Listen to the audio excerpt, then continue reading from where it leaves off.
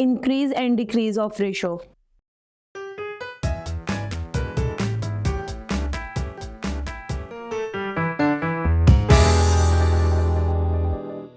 Assalamu alaikum. I welcome you all on the platform of digital academic provided by Moonlight International Publishers. Hello my dear students, I am your maths teacher. My name is Aisha. Our today's topic is increase in ratio. Students, what is increase in ratio? Basically, definition आपके पास screen पर आ रही है कुछ इस तरह.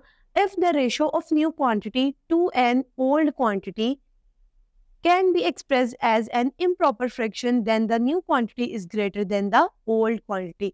Students, यहाँ क्या बात हो रही है कि अगर आपके पास कोई दो क्वांटिटीज यूज हो रही हैं और उन दो क्वांटिटीज में आपके पास जो ओल्ड क्वांटिटी थी वो लेस देन थी न्यू क्वांटिटी से और आपके पास जो उसकी रेशो आ रही है वो एक इम्प्रॉपर फ्रैक्शन है, तो उस केस में हमारे पास जो न्यू क्वांटिटी होगी वो डेफिनेटली ज्यादा होगी आपकी ओल्ड क्वांटिटी से, और इस चीज को हम कहेंगे इंक्रीज इन रेशो, कि हमारी रेशो में क्या हुआ है, इजाफा हुआ है.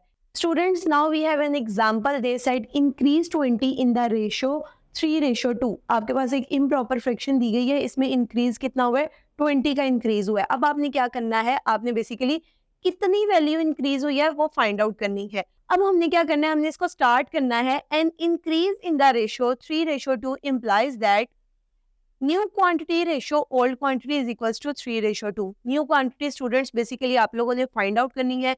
ओल्ड क्वांटिटी आप लोगों को पता है जो कि है 20 में इंक्रीज हुआ है. अब जो आपके पास रेशो की दूसरी साइड पे इम्प्रॉपर फ्रैक्शन है, इम्प्रॉपर रेशो है, वो क्या है, 3:2. अब आप इसको लिखेंगे कैसे, न्यू क्वांटिटी क्योंकि हमारे पास x थी, x:20 इज इक्वल्स टू 3:2.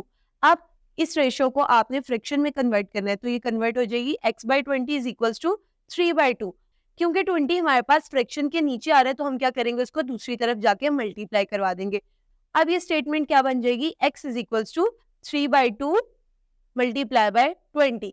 अब हम 2 को 20 से कट करेंगे और 10 आएगा, और 10 को 3 से मल्टीप्लाई करेंगे तो हमारे पास आंसर आएगा 30. इट मीन्स दैट कि 3:2 के अकॉर्डिंग हमारे पास जो इंक्रीज हुआ था 20 में, तो उसकी वजह से हमारे पास न्यू क्वांटिटी क्या आ गई थी, न्यू क्वांटिटी हमारे पास 30 आ गई थी.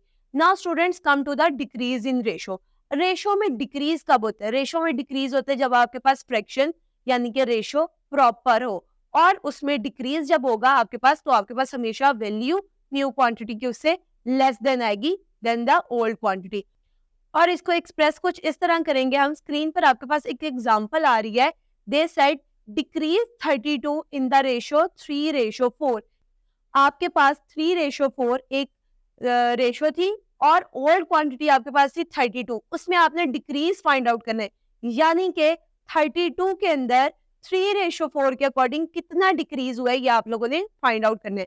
अब हम इसको एक्सप्लेन लिखेंगे कैसे, बेसिकली हम इसको लिखेंगे a decrease in ratio 3:4 implies that new quantity ratio old quantity is equals to 3:4. अब न्यू क्वांटिटी बेसिकली हमने फाइंड आउट करनी है जो कि x थी, और कॉमन सेंस है क्योंकि डिक्रीज हो रहा है तो आपके पास आंसर छोटा आएगा. अब स्टूडेंट्स आप लोगों ने क्या करना है, इसको लिखना है x:32 is equals to 3:4. Now next step में हम क्या लिखेंगे, x/32 इज इक्वल्स टू 3:4. अब 32 सिमिलरली जैसे यहाँ डिवाइड हो रहा है तो दूसरी तरफ जाके मल्टीप्लाई हो जाएगा. हम लिखेंगे x is equals to 3/4 multiply by 32, और 4 32 के साथ कटिंग होगा और आपके पास आ जाएगा 3 मल्टीप्लाई बाय 8, यानी कि जब आप 8 को 3 से मल्टीप्लाई करेंगे तो आपके पास आंसर आएगा 24. इट मीन्स दैट आपके पास x का आंसर क्या आया है, 24.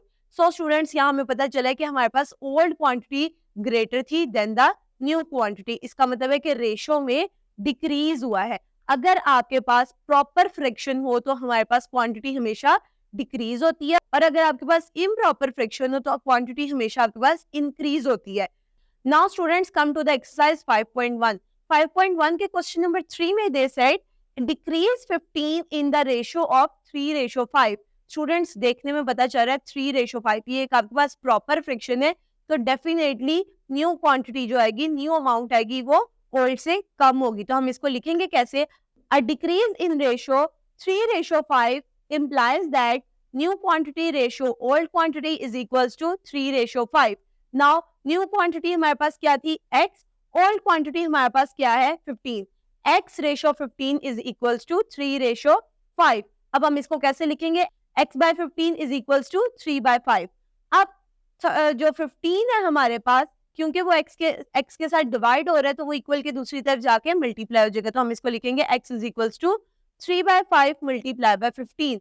अब 5 15 से कट होगा, 5 1 जा 5, 5 3 जा 15।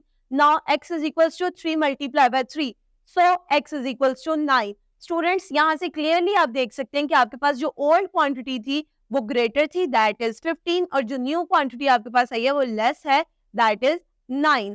इसी तरह आप लोगों ने इस एक्सरसाइज के बाकी पार्ट्स को भी सॉल्व करने हैं। मैं उम्मीद करती हूँ आपको आज का लेसन समझ में आया होगा। Stay tuned till next video. अल्लाह हाफिज।